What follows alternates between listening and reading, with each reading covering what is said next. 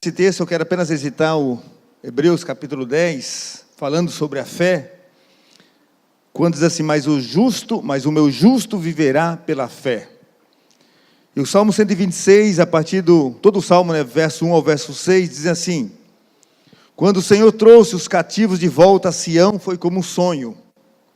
Então a nossa boca encheu-se de riso e a nossa língua de cantos de alegria.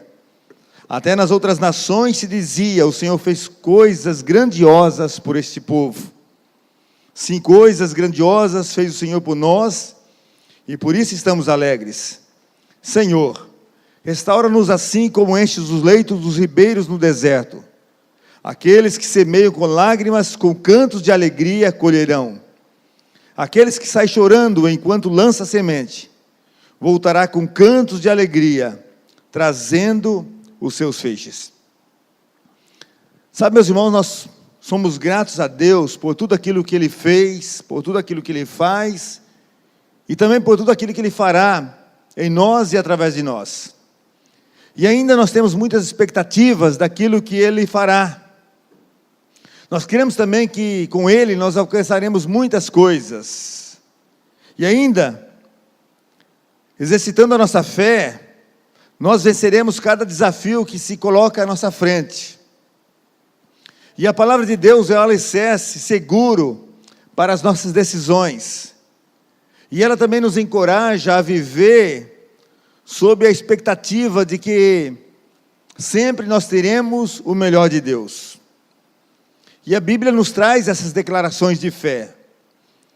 A palavra de Deus em 1 Coríntios capítulo 2, o verso 9, traz a seguinte declaração, trazida pelo apóstolo Paulo, dizendo assim, como está escrito, aquilo que o olho nenhum viu, ouvido nenhum ouviu, mente nenhuma imaginou que Deus preparou para aqueles que o amam. Também o apóstolo Paulo, fazendo outra declaração de fé sobre aquilo que Deus faz na vida dos seus filhos, diz assim, aquele que é capaz de fazer infinitamente mais do que tudo que pedimos ou pensamos, de acordo com o seu poder que atua em nós. Então, você pode crer que Deus já preparou para você coisas que você não viu, também sobre as quais você nunca ouviu. Você também pode crer que Deus é capaz de fazer muito mais de tudo aquilo que você pediu ou pensou. Você também pode crer que Deus fará algo sobrenatural, algo extraordinário, algo exponencial em sua vida. No entanto, meus irmãos, nada disso acontece aleatoriamente. É preciso algumas decisões suas. É preciso algumas atitudes mediante aquilo que Deus quer fazer, mediante aquilo que Deus de fato vai fazer. Mas a grande pergunta diante de tudo isso é, o que nós precisamos fazer para viver pela fé? Então nós vamos ver nesse texto que o salmista escreveu, o Salmo 126, aquilo que ele tem nos a ensinar. Como que nós podemos fazer para viver pela fé? Baseado nesse texto da palavra de Deus. Então, para viver pela fé, o verso 1 nos ensina que nós precisamos voltar a sonhar. Olha só o verso 1, diz assim, quando o Senhor, se você estiver com a Bíblia aberta, acompanhe aí o verso 1. Quando o Senhor trouxe os cativos de volta a Sião, foi como um sonho. Então, se você quer alicerçar a sua vida de fé, e alinhar com o Senhor, e receber o novo dEle, e viver pela fé, a primeira atitude que você precisa desenvolver é voltar a sonhar. Se você está desempregado, volte a sonhar com o seu emprego. Ou se você tem um subemprego, um emprego que você não gosta, volte a sonhar com um emprego melhor. Se você quer ser um empreendedor, sonhe com isso. Se você quer um ministério na sua vida, sonhe com isso. Se você parou com seus estudos, trancou a sua faculdade, sonhe com isso. Se você está endividado, sonhe em resolver a situação. Quando você olha para o profeta Neemias, você vê depois da inquietação que tomou conta do seu coração, depois de ele ter ouvido falar da queda dos muros de Jerusalém, ali dos portões que haviam sido queimados, que nasceu no coração dele um sonho de reconstrução. E com esse sonho no seu coração, ele então começa a orar. E quando um sonho vem de Deus, nós podemos seguir em frente. A Bíblia diz lá em Romanos capítulo 8, se Deus é por nós, quem será contra nós? Uma pessoa só consegue realizar alguma coisa de valor a partir de um sonho. Você só consegue reconstruir alguma coisa se aceitar o sonho que vem da parte de Deus. Eu li uma historinha algum tempo atrás, de um diálogo entre uma criança e um pensador. E nesse diálogo tinha uma partezinha que diz assim, que uma criança perguntou a um pensador, qual é o tamanho do universo? A criança perguntando. E aquele pensador respondeu, o universo tem o tamanho do seu mundo. E a criança então volta a perguntar, mas qual é o tamanho do seu mundo? E aí o pensador responde, o mundo tem o tamanho dos seus sonhos. Então se os seus sonhos são pequenos, a sua visão será pequena, a sua capacidade de suportar as pressões, as tormentas da vida também serão pequenas, serão frágeis. Então a presença dos sonhos, ela transforma as pessoas, ela dá ânimo às pessoas, mas também a ausência dos sonhos também mantém as pessoas desmotivadas, frágeis, suscetíveis às quedas. E quando você olha novamente a Neemias, você vê que Neemias, ele venceu e mudou a história de Jerusalém, porque ele ousou sonhar. E ele teve um grande projeto porque ele sonhou. E todas as notícias de destruição, elas não causaram desmotivação a Neemias, na realidade foi o contrário. Elas foram combustíveis para Neemias. Então ele teve um grande projeto, ele sonhou. E com esse sonho, então ele disse, olha, nós vamos juntar pessoas, nós vamos levantar aqueles muros, nós vamos reconstruir aqueles portões. Então quais são os sonhos que Deus tem colocado no seu coração? Quais são os sonhos que ficaram paralisados lá no tempo, lá no passado, e que precisam ser reavivados na sua alma, precisam ser reavivados no seu coração? Quais projetos ficaram parados ali na sua vida, no seu passado? Que anseios Deus colocou no seu coração e que precisam ser colocados em práticas? Agora não permita que as adversidades, que as frustrações roubem de você a capacidade de sonhar aquilo que você almeja hoje. O povo de Israel viveu um tempo assim, um período paralisado, até que um dia Deus mudou a história daquele povo, mudou, como diz a palavra de Deus aqui, mudou a sorte daquele povo. E o verso 12 fala, o verso 1 fala assim, fala exatamente isso, quando o Senhor restaurou a sorte de Sião, ficamos como aqueles que sonham. Mas deixe-me dizer uma coisa, você não pode viver tão pessimista, ao ponto de achar que tudo vai dar errado na sua vida, achando que tudo de ruim acontece com você, negativista ao extremo. Uma mente negativa nunca vai gerar uma vida positiva. Então volte a sonhar, sonhe com coisas boas na sua vida, sonhe com coisas positivas na sua vida, e comece a viver de fato uma vida de fé. Essa é a primeira lição que o salmista aqui nos traz aqui nesta noite. Mas também, em segundo lugar, para viver uma vida de fé, recupere o sorriso e também o louvor ao Senhor. Acompanhe comigo o verso 2, a primeira parte dele, diz assim, então a nossa boca encheu-se de riso, e a nossa língua de cantos de alegria. Talvez, meu irmão, minha irmã, pelas lutas e pelas adversidades que você tem passado, que você tem enfrentado, você tenha talvez perdido a capacidade de sorrir, e também a capacidade de louvar a Deus. Talvez a sua vida ultimamente tenha sido marcada pelo choro, pelo medo, pelas frustrações, pelo lamento, pelo desânimo, pelas preocupações, pelas decepções, pelas tristezas, pela falta de esperança. Talvez você esteja com o coração tão amargurado, tão cheio de mágoa. Talvez sejam exatamente essas coisas que estejam ocupando a sua vida, a sua alma, o seu coração. No entanto, eu quero te dizer uma coisa muito importante, que a adoração a Deus, o louvor a Deus, coloca fora todas essas questões. Quando você levanta um altar de adoração a Deus, você começa a tirar do seu coração todas essas coisas. Você começa a colocar de fora toda a amargura, toda a tristeza, todo o desânimo, toda a decepção, todas as frustrações, todas as mágoas, toda a falta de esperança e toda a desmotivação.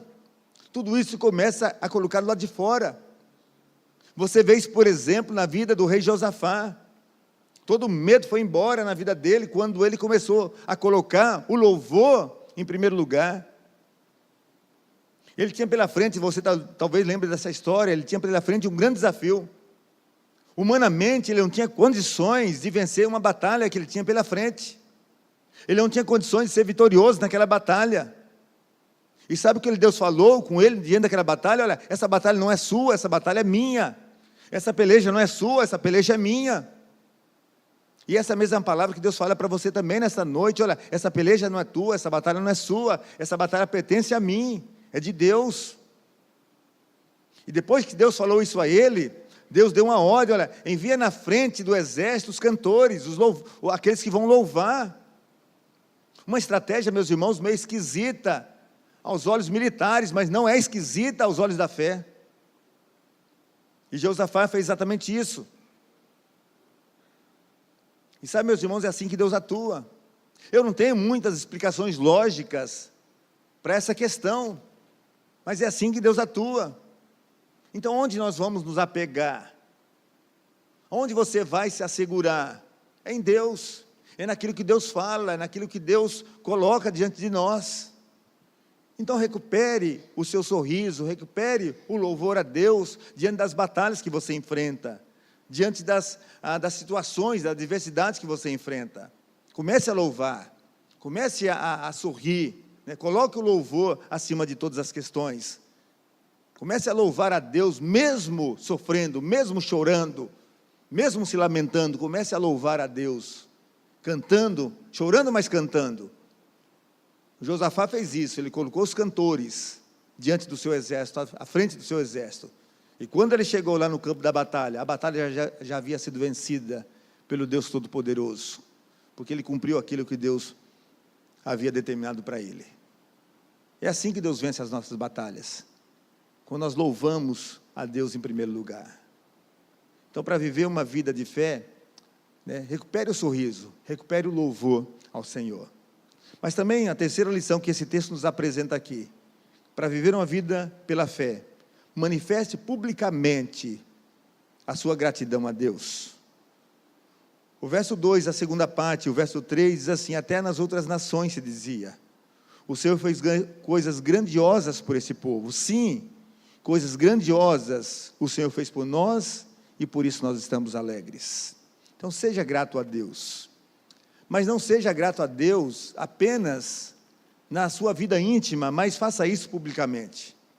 Deixe que as pessoas saibam que você tem um coração grato a Deus. Não esconda a sua gratidão.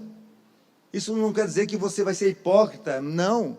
Mas se você esconder a sua gratidão, você está impedindo que as pessoas vejam a grandeza da manifestação que Deus fez na sua vida e através da sua vida. Então, por isso, não guarde essa gratidão apenas para você. Coloque em seus lábios, coloque isso nas suas atitudes, proclame isso em alto, em bom som, né? Publique isso nas redes sociais, publique isso, aquilo que Deus fez na sua vida, e aquilo que Deus fez também através da sua vida. Veja como o povo comunicou a gratidão a Deus, diz assim, até nas outras nações se dizia. Ou seja, eles comunicaram aquilo que Deus fez na vida daquele povo, porque as outras nações começaram a perceber, notaram. Significa que eles anunciaram aquilo que Deus fez. O povo começou a comentar, as outras nações começaram a comentar. Então, eles não guardaram aquela gratidão apenas para eles. Então, torne isso conhecido do povo, né? Tenha um coração grato, mas também comunique essa gratidão às outras pessoas, para que as outras pessoas percebam o Deus gracioso, como que Deus foi gracioso com você também. Mas também a quarta lição desse texto, que para viver uma vida de fé, creia que os lugares secos da sua vida serão transformados em mananciais. Os lugares secos da sua alma, da sua vida, serão transformados em mananciais. O verso 4 diz assim, restaura, Senhor, a nossa sorte, como as torrentes do Neguebe. Então, se você quer alicerçar a sua fé, e se alinhar com o Senhor, para receber o novo dele, viver pela fé, você precisa crer, meu irmão, mas crer de verdade, que as áreas secas da sua vida, da sua alma, serão transformadas em mananciais. O Neguebe era um lugar seco, um lugar árido, não nascia nada. Mas Vez por outra, quando chovia, as águas invadiam e desciam ali dos montes do sul da Palestina. E isso tornava-se ali um lindo manancial, cheio de vida. E as águas desciam ali e trazia vida naquele deserto. E aos poucos ali, aquele lugar seco ia cedendo lugar ali para um jardim florido, ia nascendo algumas flores. E aquele lugar seco ia se tornando ali um lindo manancial e brotando flores. E por onde a água passava, o ambiente era transformado, ia se transformando. Há uma água aqui também, meus irmãos, sendo passada, jorrada aqui nessa noite também, que está trazendo vida nos lugares secos da sua alma aqui nesta noite também. E esta água está sendo jorrada, trazendo vida para você, vida para o seu casamento, esperança para a sua família, esperança para os seus filhos, vida espiritual segura para a sua casa. E onde há escassez, essa água está trazendo abundância. E onde há tristeza, essa água está passando também, trazendo alegria, trazendo abundância, trazendo força. Onde há desânimo também trazendo força. Onde há pessimismo, essa água está trazendo otimismo. Onde há frustração, essa água está trazendo vigor. Onde há mágoa, essa água está passando também, trazendo perdão. Onde há desavença, essa água está passando, trazendo harmonia. Onde havia fracasso, essa água está passando também para trazer superação. Onde havia guerra, essa água passa e traz paz. Onde há rancor, essa água vai passando, trazendo amor. E onde há sequidão, essas águas vão passando e fazendo um lindo manancial de águas vivas, trazendo vida.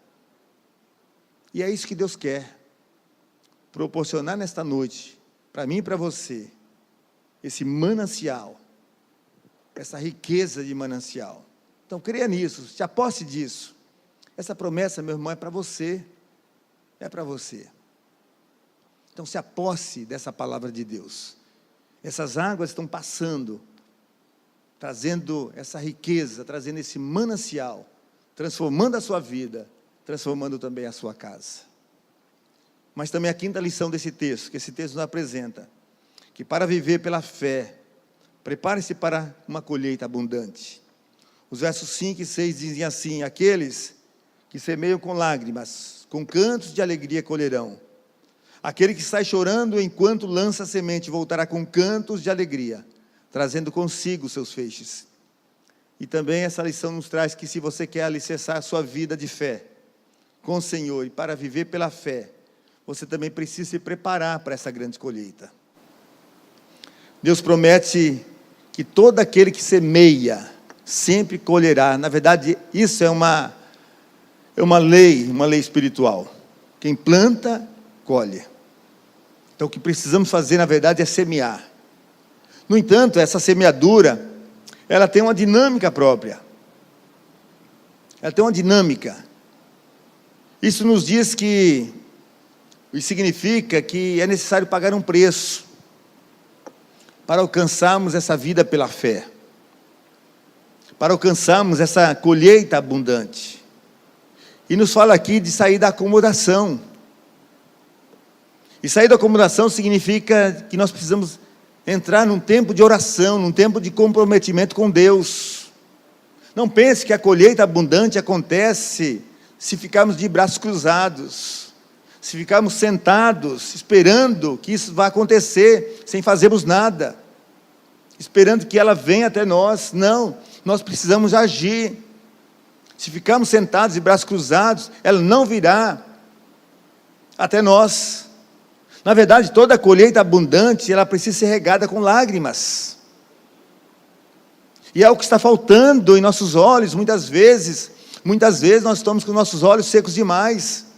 E essa colheita aqui, nós vimos aqui no texto, ela foi regada com lágrimas. O salmista aqui descobriu que, quando olhamos para o deserto na perspectiva do Deus restaurador, as nossas lágrimas, a nossa dor e todo o nosso sofrimento, na verdade, tornam-se prenúncio de grandes bênçãos e de milagres em nossas vidas. Então, por mais que doa, e por mais que nós insista no choro, são as lágrimas que vão regar o solo, e que vão fazer essa semente germinar. Então regue essas sementes e esse solo com as suas lágrimas. É isso que você tem que fazer, orar e regar os solos das suas orações com as suas lágrimas, porque são elas que vão anunciar um tempo de restauração, um tempo de bênção, um tempo de uma colheita abundante. Como você vai colher? E como você vai ter uma colheita abundante se não plantar e se não regar? E você deve regar com as suas lágrimas.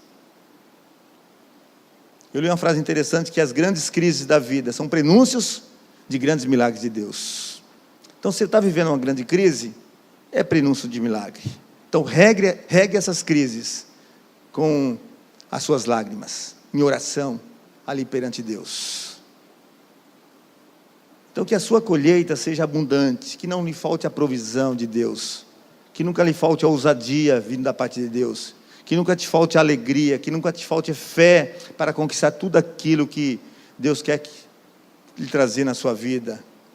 Que a sua colheita de fato seja abundante, para ver os seus filhos perto servindo a Deus, para ver o seu casamento restaurado, para ver sua família restaurada, para ver sua empresa prosperando, para ver seu emprego solidificado, para ver seu ministério crescendo em abundância, para ver a igreja também crescendo em abundância, para ver seus relacionamentos restaurados, para ver seu namoro santificado, solidificado, para ver sua profissão sendo resgatada, para ver sua saúde sendo fortalecida todos os dias, para ver suas amizades sendo reconstruídas, para ver tudo aquilo que precisa ser reconstruído na sua vida, de fato, sendo reconstruído.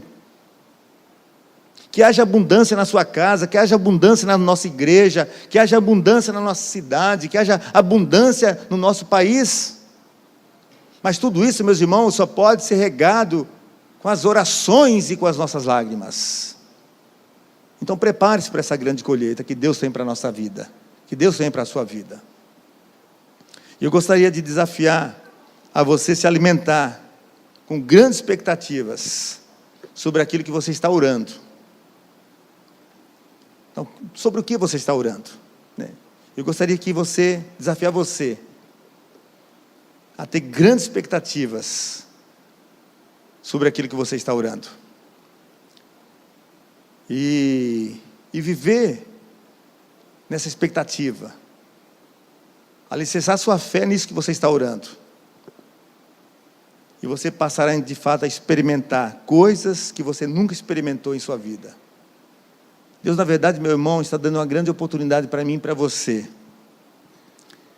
Mas para que essas coisas de fato aconteçam, para que isso que você está orando aconteça na sua vida, tome posse dessas decisões que Deus nos trouxe nessa noite, essas decisões que eu alistei aqui. Anote essas decisões na sua alma, anote essas decisões no seu coração, mas vive essas decisões intensamente, voltando a sonhar com isso, recuperando o sorriso e também o louvor a Deus, manifestando publicamente a sua gratidão a Deus por cada momento que Deus tem feito alguma coisa na sua vida, através da sua vida. Creia que os lugares secos da sua alma serão transformados em mananciais. E por fim, preparando-se para uma colheita abundante. E regando tudo isso em oração, com as lágrimas de oração da sua vida. E que Deus assim nos abençoe rica e abundantemente. Amém? Feche seus olhos nesse momento, vamos orar ao Senhor e depois estaremos louvando a Deus mais uma vez. Ó Deus, nós te louvamos, te agradecemos, ó Deus, por esse tempo que nós pudemos, ó Deus, te louvar com canções, e agradecemos esse momento também, ó Pai, que nós podemos ouvir a tua voz através da palavra pregada. Muito obrigado, ó Deus, por todos esses momentos que nós podemos passar aqui. Obrigado pela tua palavra, ó Deus, que falou a cada um de nós nesta noite.